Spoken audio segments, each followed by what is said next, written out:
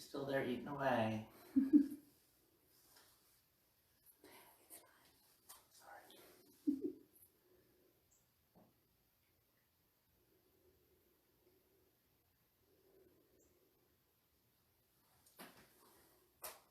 Okay.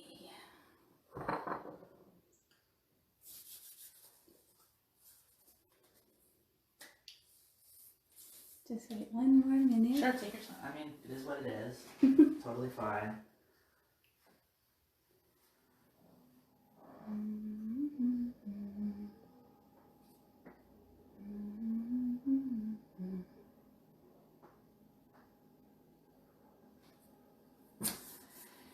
Okay, I think we're good. I think it's time to make kitchari. Everybody must be hungry after the retreat that you're enjoying today. So thank you so much for joining me for this break. I know one of the things that I've enjoyed from this pandemic stay-at-home, our routine for the past 3 or 4 weeks. One of the things that I've enjoyed the most is I've gotten to do more of one of the things that I love the most, which is cooking. I mean, I try to cook as often as I can, as part of my daily routine. So I will usually cook 1 to 2 meals a day. But these past 3 or 4 weeks have been great because I've gotten to cook 2 to 3 times a day. I've been, experimenting with some new recipes and just kind of putting things together based on what I was able to find at the supermarket. But today I wanted to share with you one of the most traditional ayurvedic foods. It's I think it's like the perfect yogi food, and I'm gonna talk to you about that, about why it's considered the perfect yogi food. I will, because this is live, I'll try to get to the comments. If you have any questions, I'll try to see any comments on there. If I don't get to them, I will definitely go back and answer them as best as I can. Before we begin though, one of the key aspects of the Ayurvedic approach to food is, just bringing mindfulness to it. Of course, everything that we do in our daily routine is a chance to bring some mindfulness to it, and definitely cooking is no exception. I always encourage people to see it as a self-care routine, not only because it's obviously an important aspect, it's a cornerstone of our health, but also we don't really have to carve out any extra time for this particular self-care routine, right? Because we have to eat 2-3 times a day. So why not make it a self-care practice? And so there are lots of ways that we can bring mindfulness to it. And also, preparing food, eating food, preparing food for others. This is also a very sacred ritual. It's talked about in a lot of the ancient texts. The Gita even mentions, Krishna says, make food an offering for God. So this is, again, it's an opportunity not only to practice mindfulness, to practice self-care, but also to bring a little bit of our spirituality practice into food, right? So with that in mind, just want to start off with a very short prayer that we say before embarking on the journey of preparing our nourishment for the day.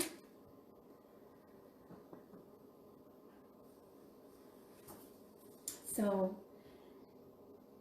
please join me if you can in a collective Om. Om Anam Brahma Raso Vishnu Pato Devo Maheshwaraha Evam Nyatva Tuyo Bhukte Anadosho Nalepyate Om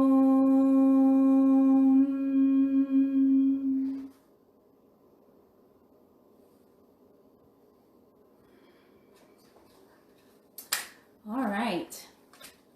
So one of the first important things to note about Kitchari and why it's considered the perfect yogi food is because you really get everything that you need in terms of nourishment for body and mind from a very, very simple dish. It has very simple ingredients, and most importantly, it's very easy to digest. And this is really where the magical healing power of Kitchari comes in, is because not only are we getting a very filling, very nourishing dish, but we're also being we're allowing the digestion to, transform this nourishment in a very easy way. And this is important because, most of us, we are eating, heavy foods, foods that are probably not appropriate for our constitution, foods that are inappropriately, mixed together. So that's very taxing on the digestion, especially in the long term. So it's important to give our digestion a rest, and this is why Kitchari is a really good go-to dish for when you are doing a fast. Traditionally in Ayurveda, we do a several days fast. And by fast, I don't mean, like the modern idea of fasting where we don't partake in any nourishment. This fasting is more like it's a mono diet. So we would just have Kitchari. And again, that's because it's very nourishing, but also, very easy to digest. It's also a really good go-to dish when you're healing. So it's really important, when you're healing, as part of the healing process that the body undergoes, it consumes a lot of energy. And of course, where does that energy come from? It comes from our digestive fire. So if we're able to just give the digestion a break, the body can use that energy source and put it towards healing. So that's a really important aspect. And this is why, again, Kitchari is such a good go-to. Now, what does Kitchari mean? Kitchari, the word, means mix. So what it is a mix of a grain. So traditionally we use a very light grain. In this part of the world, the lightest grain that we have is white basmati rice. If you are in another part of the world and you know of a lighter rice, then use that. Like in India, I know they have, even depending on the region of the country, they have specific rices, and some of those rices might be even lighter than the basmati rice. It is it has a very low glycemic index, so it's really good even if you're worried about your sugar levels. And again, we use the light rice because it's easier to digest. And then the legume that we use, so it's a mix of a grain and a legume. The legume that we traditionally use in Ayurveda is the split yellow pea. It's called in English moong dal. If you're like going to the Indian store, you'll want to look for moong dal. But it's I don't know if you can see it very well, but it's just a very small lentil basically. And what it is, it's the moong dal that's been husked and split. So a lot of the digestive, the processing has already been done for you. So that's why it's really easy on the digestion. So these two things together is Kitchari. And the amazing thing about these two things together is that when you put them together, they have enough amino acids so that it becomes a complete protein. And this is why Kitchari is so filling, right? So again, we're using very, very simple ingredients, and yet we achieve a high level of satiety. I don't know how you say that. Anyway, you feel very full after it. With the added benefit of it not being heavy on your digestion. If you're using Kitchari to do a several days cleanse, you'll find that it also helps to reduce cravings. So this is another reason why it's just such a popular dish to use when we're cleansing. So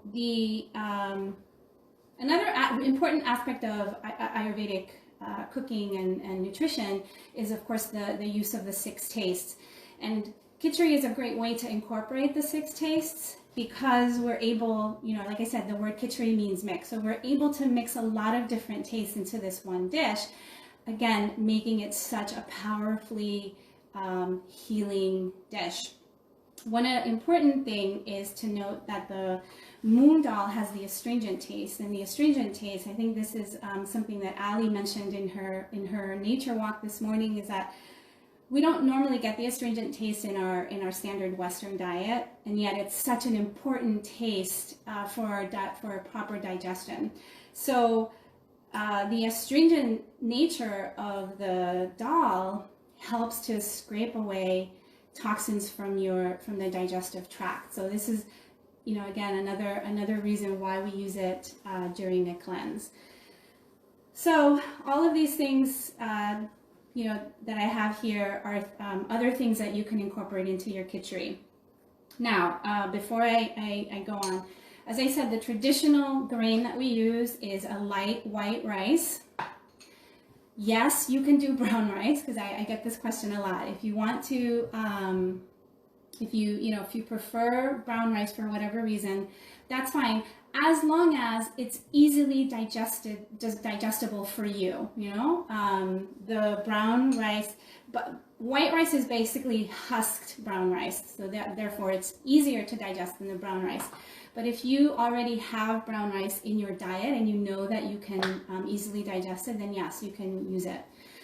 Some other really good grains are barley. This is really good. Barley is actually a very light grain, which would be good for kapha constitution. You can use millet. You can use oats if you're gluten-free. And you can also use quinoa. I personally prefer the white rice. And something that I always say about Kitchari is that it's a lot of, like any practice, right? It's very personal. So you'll probably find ways to modify the diet, the recipe that that I'll give you. And by the way, if you're interested in the recipe, I can send it to you. But you'll find that there are other ways that you can sort of play around with Kitchari, with the recipe, the consistency. Everybody likes a different consistency. I personally like mine a little bit on the mushy side. Others might like it a little bit drier. But so like any practice, it's pretty personalized, and I encourage you to just play with it and see what you like. So usually, the Kitchari that we're making today is meant to just be like something to balance our digestion. It does, serve as a way to clean out toxins, or ama, as we say in Sanskrit. But again, because we're using it for also healing purposes, right? When we've been ill. So say that you're a little bit depleted, right? Say that you've been ill for a few days and you just feel really weak and depleted. Then in that case, you'll add more of the dal. And if you have if you have a little bit of indigestion and you're experiencing some loose bowels, for example, you would use more rice, right? So there are times where we can play around with the proportion of the grain and the legume, but normally we use an equal amount of both. So I'm going to start my the Kitchari. If you can I ask my cameraman to follow me over to the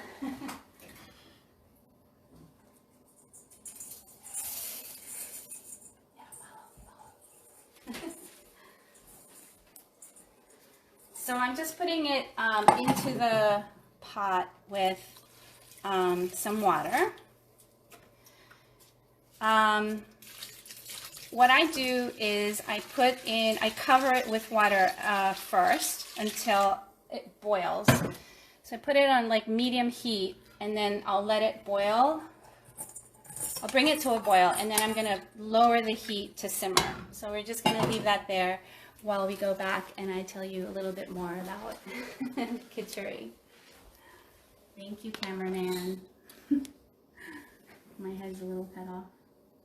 Back a little bit more. Okay, good. So traditionally, especially if you're doing a cleanse, we wouldn't really add a lot of other things to the Kitchari. We use, of course, spices, which I'll talk to you about in a little bit. But because we want it to be very, very easy to digest, we wouldn't normally add a lot of other things. But in this case, since I'm using it just sort of like a light meal for today, I do like to add vegetables. So some good options for veggies are sweet potato, or you can use really any kind of squash, especially if it's a squash that's in season. So this is some zucchini squash. So obviously you wash it and you just make it into small cubes. And I will add that to the Kitchari about halfway through. If you like yours very, very cooked, then obviously you would add it a little sooner. And then at the end, like right when it's done, I add any green that I have at home. In this case, I'm gonna add some spinach. But again, you want to use veggies that are easily digested for you or your family, if you're making it for other members of your family. And if they're in season, that's even better. I don't recommend that you use cruciferous vegetables. So like I wouldn't use broccoli or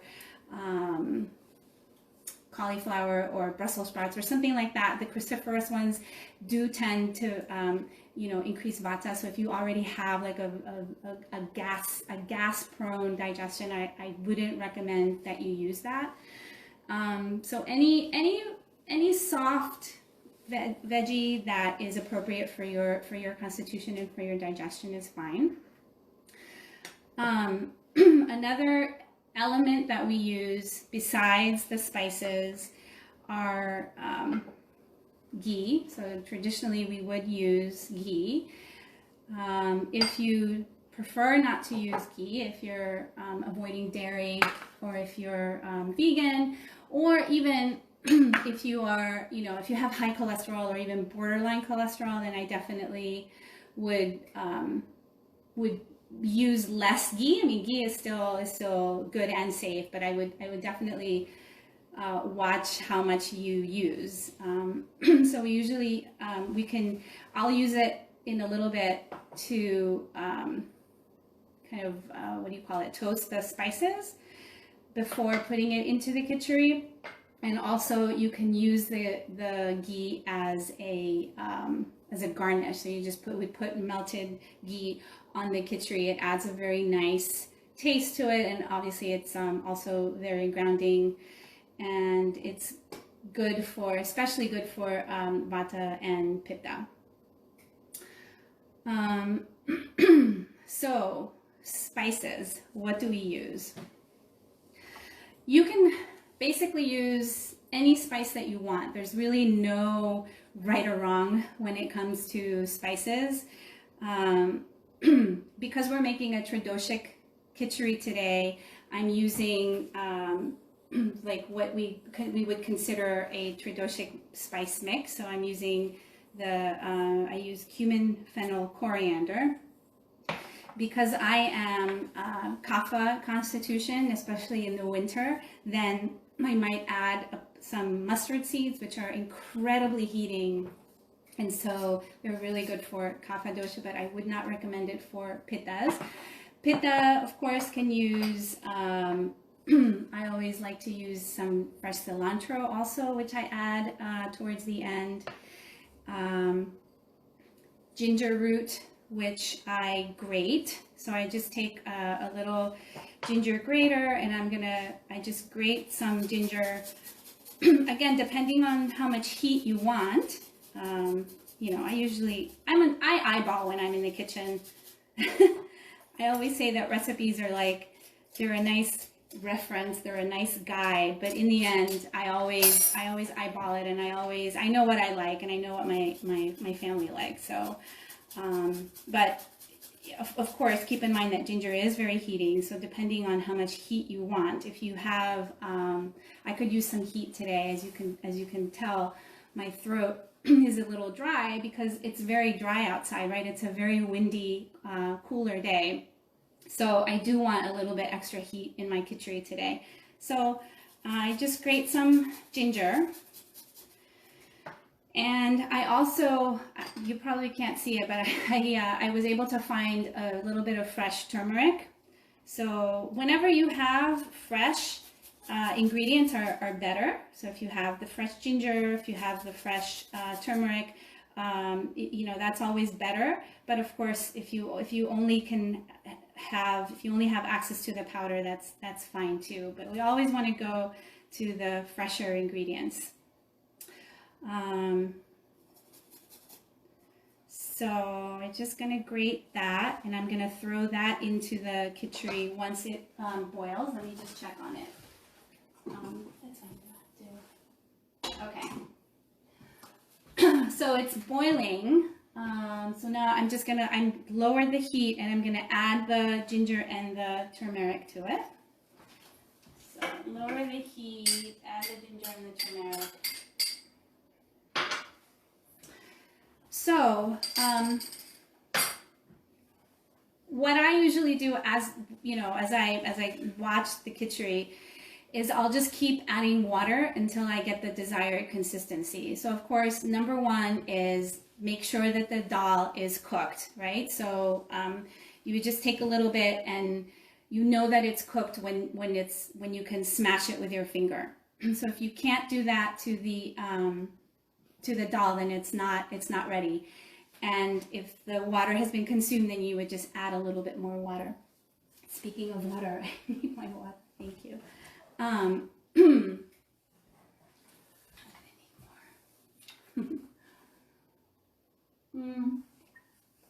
So you'll want to watch that you have enough water in the kitchari until the dal is cooked. I do not usually soak the dal, but you can if you want to. If you historically have problems digesting the dal and you feel more comfortable soaking them, that's fine. I find that you really don't need to soak it because it cooks pretty easily, pretty quickly. But that's totally up to you. There is one spice that is pretty important if you historically do have a more vata predominant digestion. So you have gas, you have some bloating, just like discomfort and pain, and you're more like what we would consider a dry digestion. This spice called hing in Sanskrit, I think hing is a Sanskrit term, but in English it's called asafoetida, and it is really very good for that type of digestive discomfort. So a little pinch goes a long way. Sometimes I add it if I remember, or if I'm making it for the specific purpose of treating some digestive discomfort. So I'll just add a little bit. It's just a tiny pinch is what I'm going to add, and I added that directly into the kitchari. So going back to the spices, in my spice mix today, I also added the cumin, coriander, fennel, and other spices that you can add. Again, a lot of these spices can be heating, so this also will depend on how much heat you need, right? But you can add mustard seed, you can add peppercorn. The spices are obviously they add flavor, they add taste, the rasa, which is important because as I said, it's important to include the 6 tastes in each meal, and the spices can be a way to sort of round out the tastes.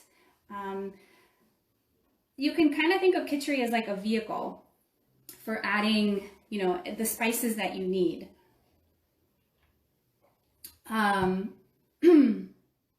So you can definitely, whatever spice that you think is necessary for whatever your constitution or for whatever your specific issue is, there's no right or wrong. Another question that I get asked a lot is whether we can add garlic, and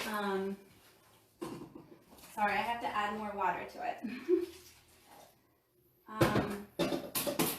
And the answer is, it depends, of course. The answer is always it depends.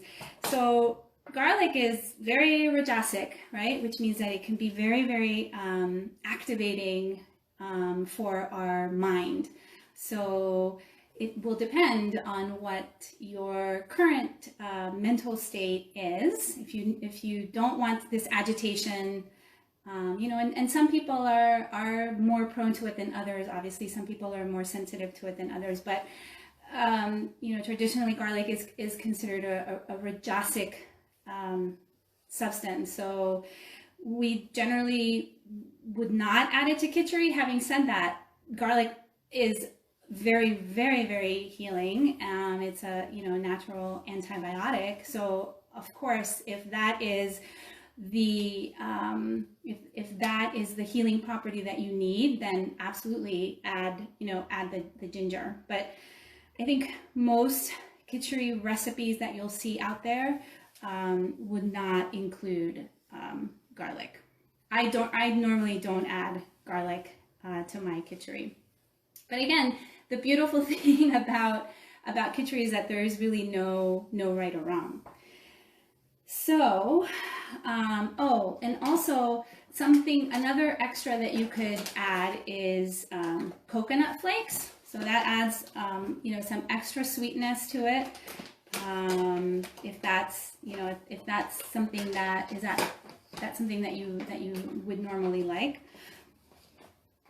There is sort of like a side dish that we can use with Kitchari. All right, this needs a little bit more water.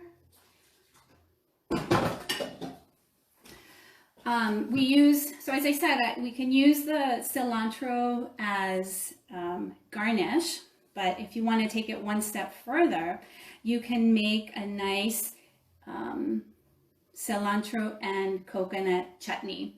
This is really, really delicious, and it adds just like this very nice mix of tastes to the Kitchari itself. So it's very easy to make. You just take the cilantro leaves and the unsweetened coconut, and you put it in the blender with some lime juice and ginger and salt, and you just kind of you would make it into kind of like a paste. I don't know if you know what chutney looks like, and this is a wonderful garnish for Kitchari. So that you can do that while you're making the Kitchari. So I think it's ready to put the veggies in. If you want to follow me to and then I'll show you how to do the spices. So we come over here, and it's about halfway done. I've been adding water to it. You can just reach in and check the dal. It's just a little bit. I probably could have added the zucchini in a little bit earlier, but it'll be fine. And it just needs like maybe 3 minutes more to be done. So I can start the spices. So just a second, let me grab So with the spices, this is completely optional. Can they see? Yeah, that's perfect. this is completely optional, but it's a nice way to, pop the flavor of the spices. So if you have a pestle at home, you can certainly do this. We just gonna crush the spices a little bit. Can already smell them. Can already smell how good they are. So if you can see, they've popped already a little bit. So the last step of the Kitchari is we're going to roast the spices in some ghee. So I'm going to grab the ghee. Now the ghee, as I said, you want to be mindful of how much you use. The guideline usually, I wouldn't use really more than a tablespoon, and especially, if you're going to put additional ghee on it once it's cooked. So I am going to measure this because I prefer not to do too much ghee. So we're just going to put the ghee and let it melt.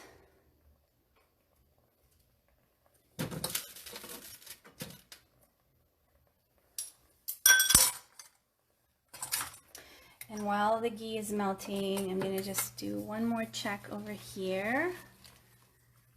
Just make sure, yeah, it's almost there. I might cover it a little bit just to let it finish cooking.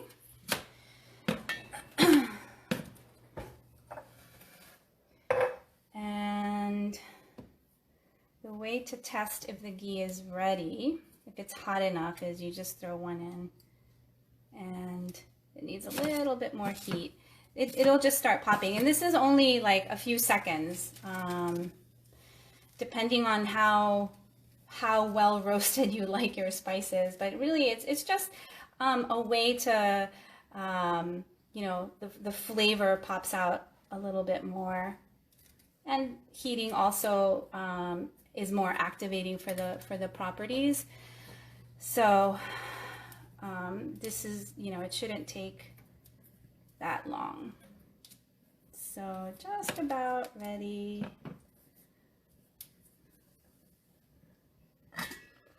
Okay. All right. So just gonna put my spices in there. I don't know if you can hear them. You can hear them pop. And I want to coat them with the ghee. So just make sure that they're thoroughly coated. Just going to leave them on for a few more seconds to let them pop a little bit more.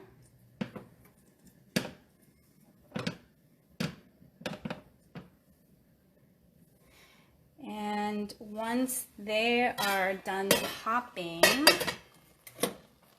I'm just going to put them into the Kitchari. So normally I would let the more the water consume, but because we're running out of time, I'm just going to go ahead and show you how to put the spices in there. So the spices are well coated in the ghee and they've popped. So I just take that and I'm going to just mix it in with the Kitchari.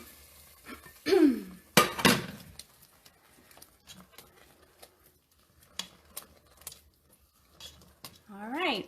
So I'm gonna leave this on the heat so the water can consume just a little bit more, but the dal is soft, so it's been well cooked. And I'm just gonna throw in the greens in there and let them sort of just, simmer with the remaining heat because I don't want to overcook my greens. So just like that. And now to look at the finished product. Can you hold it up a little bit? There you go. So this is what the finished product will look like.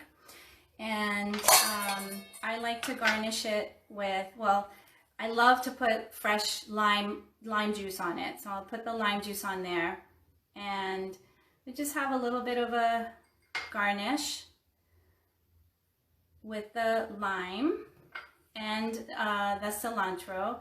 And again, if you've made your cilantro coconut chutney, you can use that also as a garnish, and it's ready to go. So, what did you think about the Kitchari? It's amazing how easy it is. It's amazing how much nourishment you can get from a very simple food, and really that's like the essence of what Ayurveda is all about. It's about really powerful wisdom that is very gentle and easy on the mind and body.